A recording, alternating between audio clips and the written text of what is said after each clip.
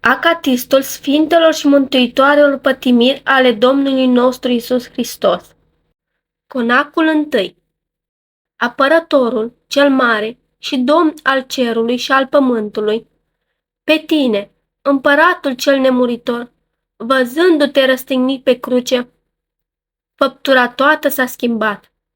Cerul s-a înspăimântat, temeliile pământului s-au clătinat, iar noi, nevrednici, închinăciune de mulțumire, aducând pătimirilor tale pentru noi, cu tâlharul strigăm ție: Iisuse, Fiul lui Dumnezeu, pomenește-ne într-o împărăția ta, Iisuse, Cel ce te-ai răstignit pentru noi, mântuiește-ne. Icosul 1. Cel ce Dumnezeu fiind, pentru noi, om te-ai făcut și pe noi, cei omorâți de păcate, cu trupul și sângele tău, cel făcător de viață, ne-ai înviat. Drept aceea ție, căruia ne-a arătat altă dragoste, cu mulțumire strigăm: Iisuse, Dumnezeule, dragostea cea mai înainte de veci, Cel ce pentru neamul pământesc ai binevoit a pătimi. Iisuse, Cel ce trup ca al nostru ai luat și cu moartea ta stăpânirea morții ai strigat. Iisuse, Cel ce cu rănile tale lumea ai răscumpărat. Iisuse, Mântuitorule, întărește-ne în ispite. Iisuse, Cel ce ai biruit puterile întunericului, luminează-ne. Iisuse, Fiul lui Dumnezeu, pomenește-ne într-o împărăția ta. Iisuse, Cel ce te-ai răstignit pentru noi, mântuiește-ne. Conacul al doilea. Văzându-te pe tine, îngerul, în grădina Ghetsimani, în rugăciune voindu-te până la sudoarea de sânge, stând înaintea ta, te întărea când te îngreunau ca o sarcină păcatele noastre, căci tu, pe Adam, ridicându-l l-ai adus înaintea Tatălui, plecându-și genunchii și rugându-te, pentru aceasta cu smerenie, cu credință și cu dragoste scântăm ție, aleluia. Icosul al doilea. Înțelegerea, cea neînțeleasă, a pătimirii tale, cele de voie, n-au înțeles-o iudeii. Pentru aceea, când te căutam pe tine, noaptea cu făclii, le-ai zis lor: Eu sunt. Iar ei, deși au căzut la pământ, după aceea te-au dus legat la judecată. Dar noi, căzând cu milință și cu dragoste, strigăm ție: Iisuse, Cel ce ești lumina lumii, ai fost urât de toată lumea cea vicleană. Iisuse, Cel ce locuiești într-o lumină cea neapropiată, ai fost prins de stăpânitori întunericului. Iisuse, Fiul lui Dumnezeu, Cel ce ești fără de moarte, de fiul pierzării, ai fost dat la moarte. Iisuse, Cel ce te dăruiești tuturor în dar, ai fost vândut pentru 30 de arginți. Iisuse, Cel fără de vicleșug, de vânzătorul Iuda, cu vicleșug ai fost sărutat. Iisuse, Fiul lui Dumnezeu, pomenește-ne într-o împărăția ta. Iisuse, Cel ce te-ai răstignit pentru noi, mântuiește-ne. Conacul al treilea. Cu puterea Dumnezeirii tale ai arătat dinaintea lepădarea, cea de 3 ori a ucenicului tău. Dar el, deși s-a lepădat de tine, cu jurământ, după aceea, când te-a văzut în casa arhiereului, pe tine, Domnul și învățătorul lui, a plâns cu amar. Caută, dar și spre noi, Doamne, și inimile noastre, cele împietrite, umple de dragostea ta, iar ochii noștri dă-le lacrimi de pocăință. Ca să ne spălăm păcatele noastre, strigă către tine, aleluia. Icosul al treilea. Având cu adevărat stăpânire, ca un arhiereu un veac, după rânduiala lui Melchisedec, ai stat înaintea arhiereului Caiafat, cel fără de lege. Tu, Cel ce ești Domnul și stăpânul tuturor, primind să fii chinuit, pe care însuși ai zidit. Pentru aceasta primește acum de la noi această rugăciune. Iisuse, Cel ce ești dorirea tuturor, dacă pentru frică apostolul Petru de tine s-a lepădat, nu ne lepăda pe noi, păcătoșii, și ne mântuiește. Iisuse, ajută-ne să nu ne lepădăm de tine. Iisuse, cel ce ești fără de preț, dar cu preț ai fost vândut. Scapă-ne și pe noi de vrăjmași. Iisuse, arhiereule, cel ce stă în Sfânta Sfintelor a intrat, curățește-ne și pe noi cu sfânt sângele tău, de toate întinăciunile trupești și supletești. Iisuse, cel ce ai fost legat, dar singur ai puterea de a lega și dezlega, dezleagă păcatele noastre cele multe. Iisuse, Fiul lui Dumnezeu, pomenește-ne într-o împărăția ta. Iisuse, cel ce te-ai răstignit pentru noi, mântuiește-ne. Conacul al patrulea. Iudeii, cu viforul uciderii lui Hristos, suflând și glasul Tatălui, minciunii ascultând, al diavolului cel ucigător de oameni, te-ai lepădat de tine, cel ce-și calea, adevărul și viața, cea adevărată. Iar noi, pe tine, Hristoase, puterea lui Dumnezeu, în care sunt tăinuite toate visierile înțelepciuni. Mărturisindu-te, strigăm către tine, aleluia. Icosul al patrulea. Auzind, Pilat blândețea grarurilor tale, te-a dat ca pe un vrednic de moarte spre răstignire. Deci, singur, a mărturisit că nicio vină n-a aflat întru tine. Mâinile și-a spălat, însă inima și-a întinat-o, iar noi, minunându-ne de taina pătimirii tale, celei de voie, cu umilință, strigăm către tine. Iisuse, Fiul lui Dumnezeu și al Fecioarei, muncit ai fost de fiii celor fără de lege. Iisuse, cel ce îmbraci cu podoaba cerului și pământului, gol ai fost și bagiocorit. Iisuse, cel ce speli rănile păcatelor, rănit ai fost. Iisuse, împăratul tuturor, în loc de dragoste și mulțumire. Chinuri aspre de la fiul lui Israel ai primit. Iisuse, cel ce pentru noi ai fost chinuit și bagiocorit și rănit, tămăduiește rănile sufletelor și trupurilor noastre. Iisuse, Fiul lui Dumnezeu, pomenește-ne într-o împărăția ta. Iisuse, cel ce te-ai răstignit pentru noi, mântuiește-ne. Conacul al cincilea. Cu sângele rănilor tale te-ai îmbrăcat, cel ce te îmbraci cu lumina ca și o haină. Știm, cu adevărat, pentru ce sunt roșite hainele tale. Noi, Doamne, cu păcatele noastre, te-am rănit pe tine. Încă, ție, celul ce ai fost rănit, pentru noi îți strigăm cu credință, aleluia. Icosul al cincilea. Văzându-te pe tine, cu Duhul mai înainte grăitorul, de Dumnezeu, Isaia, plin de răni și fără de cinste, înspăimântat, fiind a strigat. Văzându-te l-am pe el și nu avea chip, nici frumusețe, iar noi, privindu-te răstignit pe cruce, cu credință strigăm. Iisuse, cel ce pentru noi necinstite ai răbdat, cu slavă și cu cinste l-ai încununat pe om. Iisus, cel ce pălmuit ai fost pe față, spre a cărui fața îngerii a căuta nu pot. Iisuse, care cu trestie ai fost bătut peste cap, pleacă-ne spre smerenie capetele noastre. Iisuse, cel ce ochii cei prea luminoși cu sângele le-ai avut întunecați, întoarce ochii noștri ca să nu vadă deșertăciunile lumii. Iisuse, care ai fost bătut și cu toată mădularele durerii ai suferit, fă-ne întregi și sănătoși. Iisuse, Fiul lui Dumnezeu, pomenește-ne într-o împărăția ta. Iisuse, cel ce te-ai răstignit pentru noi, mântuiește-ne. Conacul al șaselea.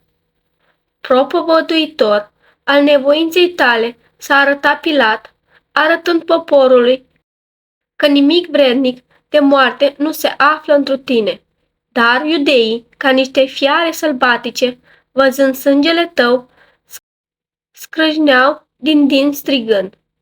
Răstignește-l, răstignește-l, iar noi, sărutând prea curatele tale răni, cântam aleluia. Icosul al șaselea. Strălucit ai la arătare spre mirarea îngerilor și a oamenilor, Pilat pentru tine a grăit, iată omul, veniți, dar cu toții să ne închinăm Domnului Isus, celui ce pentru noi a fost bagiocorit și să-l strigăm: Iisuse, făcătorul și judecătorul tuturor, tu te-ai lăsat judecat și chinuit de cei ce prin tine s-au zidit. Iisuse, dătătorul înțelepciunii celor fără de minte, răspuns nu ai dat. Iisuse, cel ce tămăduiești pe cei bolnavi de păcate, dă-ne alinare prin pocăință. Iisuse, păstorul cel bun, cel ce ai fost bagjocorit de demoni, umple inimile noastre de dragostea ta. Iisuse, primește-ne în cetatea aleșilor tăi. Iisuse, Fiul lui Dumnezeu, pomenește-ne într-o împărăția ta. Iisuse, cel ce te-ai răstignit pentru noi, mântuiește-ne. Conacul al 7-lea. Vrând să izbăvești pe om din robia vrăjmașului, te-ai smerit pe tine înaintea vrăjmașilor tăi. Iisuse, și ca un miel fără de glas, spre junghiere ai fost adus. Rănii pretutindeni, răbdând ca întru totul să-l vindești pe om care scântă aleluia. Icosul al 7-lea. Îndelungă răbdare ai avut când ostașii te bagjocoreau după porunca judecătorului nedrept. Cu răni cumplite, chinuind trupul tău, care s-a umplut în întregime de sânge. Pentru aceasta, cu lacrimi de umilință, strigăm ție: Iisuse, iubitorule de oameni, care de oameni cu spini ai fost încununat. Iisuse, cel fără de patimă, care grelele pătimiri ai răbdat, ca pe noi din patimă să ne izbăvești. Iisuse, Mântuitorul nostru, mântuiește-ne pe noi cei vrednici de toată osânda. Iisuse, sprijinitorul și întăritorul nostru, care ai fost părăsit de toți, întărește-ne pe noi, robii tăi. Iisuse, bucuria noastră, cel ce tare ai fost necăjit de oameni, veselește-ne pe noi. Iisuse, Fiul lui Dumnezeu, pomenește-ne într-o împărăția ta. Iisuse, cel ce te-ai răstignit pentru noi, mântuiește-ne. Conacul al 8-lea. În chip minunat s-au arătat ție Moise și Ilie pe muntele Taborului, grăind spre moartea ta, pe care aveai să o pătimești în Ierusalim. Acolo, văzând slava ta, iar aici mântuirea, primind-o cântăm aleluia. Icosul al 8-lea. Pentru mulțumirea păcatelor mele, ocărâ și chinul ai răbdat. Hristoase, pretutindeni de cei răi ai fost gonit, ca unii ce te scoteau a fi împotriva cezarului, iar alții ca pe un făcător de rele te judecau, încât strigau: ia-l și răstignește-l. Dar noi, pe tine, Domnul, cel răstignit pentru mântuirea noastră, din adâncul inimii te rugăm. Iisuse, judecătorul nostru, care cu nedreptate ai fost judecat, nu ne judeca pe noi după faptele noastre. Iisuse, ajutorul nostru, cel ce-ai pătimit pe cruce în ceasul necazurilor, nu ne lăsa pe noi. Iisuse, care ai strigat către Tatăl pentru ajutor, ajută-ne în neputințele noastre. Iisuse, Mântuitorul nostru, care, necinstit ai primit, nu ne lipsi de slava ta, ci ne mântuiește. Iisuse, cel ce ne-ai învățat adevărată smerenie, nu ne lepăda pe noi. Iisuse, Fiul lui Dumnezeu, pomenește-ne într-o împărăția ta. Iisuse, cel ce te-ai răstignit pentru noi, mântuiește-ne. Conacul al 9-lea. Toată firea s-a clătinat, văzându-te pe tine, răstignit, pe cruce. Soarele în cer, razele și-a ascuns, pământul s-a cutremurat, temului s-a despicat, pietrele s-au sfărâmat, iadul pe morți i-a scos afară, iar noi, cu credință și cu smerenie, închinându-se sfintelor tale patimi, cântăm aleluia. Icosul al 9-lea. Riditorii, cei mult vorbitori, deci mult grăiesc, nu pot să dea mulțumire vrednică dumnezeieștilor tale pătimiri. Iar sufletele și trupurile noastre, inimile și toate mădularele noastre, cu umilință, se roagă către tine, iubitorule de oameni. Isus, cel ce pironit fiind pe crucea mâinilor către toți ai întins, pironește și zapișul greșelilor noastre. Isuse, mielul lui Dumnezeu, cel ce în coastă ai fost împuns, învrednicește-ne a intra în cămara ta cea cerească. Isus, cel ce ai fost răstignit, răstignește păcatele și patimile noastre. Isus, cel ce te-ai săvârșit în chinuri, dă-ne nouă să nu judecăm și să nu osândim pe nimeni. Isuse, mult milostive, să nu cadă peste noi osânda ta. Isus, Fiul lui Dumnezeu, pomenește-L într-împărăția ta. Isus, cel ce te-ai răstignit pentru noi, mântuiește-ne. Conacul al 10-lea. Vrând să mântuiești lumea, ai tămăduit. Doamne, orbii, șchiopii, surzii și leproșii, duhurile cele rele le-ai izgonit. Iar cei nerecunoscători, cu răutate chinuindu-te, pe cruce te-au pironit, căci nu știau să cânte Aleluia.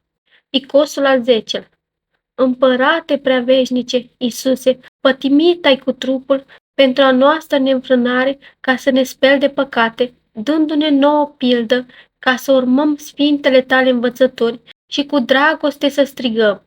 Iisus, dragostea cea fără de sfârșit, celor ce te-au răstignit, nu le-ai socotit păcatului.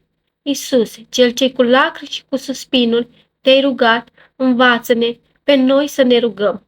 Isus, cel ce toate poruncile despre tine le-a împlinit, împlinește dorințele cele bune ale inimilor noastre.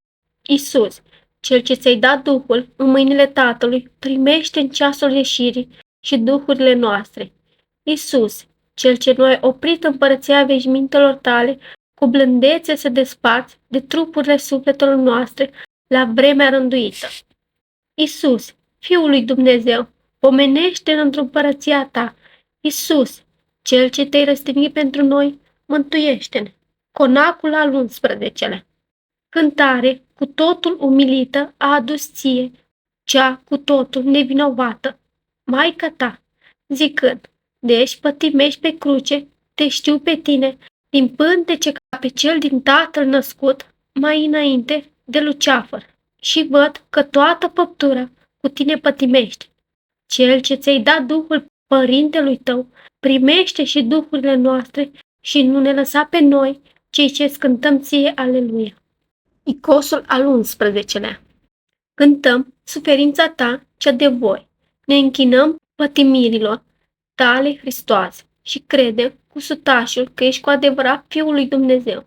Iar când vei veni cu putere multă și cu slavă mare pe norii cerului, atunci nu ne rușina pe noi, cei ce suntem răscumpărați cu sângele tău, și care strigăm, Iisus, mult pătimitorule, izbăvește-ne pe noi de plânsul cel veșnic pentru lacrimile prea curatei Maicii tale. Iisus, cel ce de toți ai fost părăsit, nu ne părăsi pe noi în ceasul morții noastre. Iisus, primește-ne și pe noi, ca pe Magdalena, să sărutăm sfintele tale picioare.